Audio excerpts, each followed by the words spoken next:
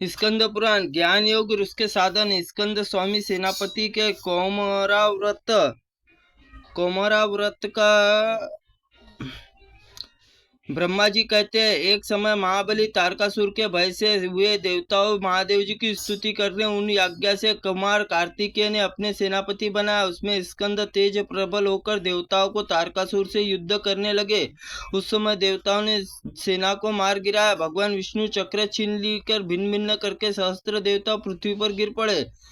युद्ध में दानव सेना नष्ट होती देख तारकासुर देवताओं के सामना करने लगा। देवेश्वर स्कंद बाणों के बौछार से उसके सेना को शीघ्र ही तितर बितर कर डाला। तत्पश्चात भगवान विष्णु प्रेरणा से कार्तिकेय ने शक्ति का प्रहार करके सारथी सहित तारकासुर को क्षण भर में भस्म कर दिया। दैत्य तारकासुर मरा हुआ देख पाताल लोग भाग गए। तब देवताओं ने कुमार पराक्रम भूरी भूरी प्रशंसा की। विजय प्राप्त करके शिव आदि सभी कार्तिकेय देवताओं को सेनापति परम पद पर अभिषिक्त किया।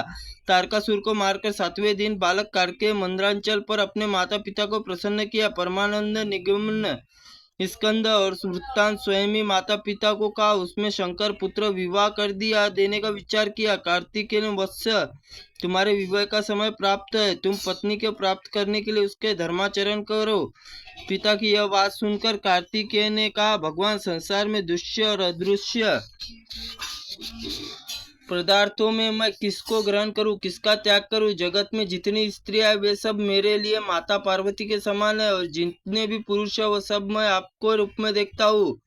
आप मेरे गुरु हैं, मुझे नरक में डूबने से बचाइए। मैं आपके प्रसाद से विवेक प्राप्त किया है। भयंकर संसार सागर में फिर मैं गिर जाऊं इसकी चेष्टा रखे। यह दीपक हाथ में लेकर वस्तु खोजने के लिए पुरुष उस वस्तु को देख लेने पर उसे इसलिए स्वीकार किए जाने पर अन्य सब साधनों को त्याग देता। उसी प्रकार योगी ज्ञान प्राप्त कर लेने पर संसार को त्याग देता है। सर्वेश्वर परमेश्वर सर्वव्यापी ब्रह्मा को जानकर जिसने कर्म निवृत्त हो जाते हैं उसमें विद्वान पुरुष योगी कहते हैं। महेश्वर मानव के लिए ज्ञान अत्यंत दुर्लभ है।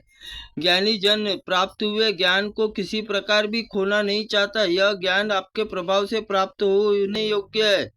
मैं संसार बंधन से छूटने की इच्छा रखता हूँ और अब मुझे इस प्रकार विवाह आदि के करने की बात नहीं करनी चाहिए। जब देवी पार्वती विवाह के लिए बार बार आग्रह किया तब कार्तिकेय माता पिता ने प्रणाम करके कौर्च पर्वत पर चले गए। वहां परम पवित्र आश्रम में बड़ी तपस्या करने लगे। द्वादश उन्होंने द्वादश बीज परम ब्रह्मा जप किया और ध्यान में इंद्रियों के वश में किया। 1 मास तक योग लगाकर ज्ञान योग प्राप्त कर लिया। तब उन्होंने सामने अनिमा आई सिद्धियां आदि तथा क्रोधपूर्वक बोली, अरे तुम अपनी दुष्टता के कारण तुम लोग मेरे पास चली आई हो। तुम मेरे जैसे शांत पुरुष को कभी प्रभाव न कर सकोगी। यह चातुर्मास महत्व सब पापों का नाश करने वाला है, जो भगवान शिव विष्णु के हृदय में स्थापित करके अभेद बुद्धि और अद्वितीय स्वरूप का चिंतन करता है उसके लिए शत्रु अत्यंत प्रिय हो जाता है। त्रुटिपूर्ण वाक्य के लिए भगवंत आप हमें क्षमा करें। ओम नमः शिवाय नमः, ओम ब्रह्माय नमः, ओम विष्णुनाय नमः, ओम स्कंद पुराणाय नमः।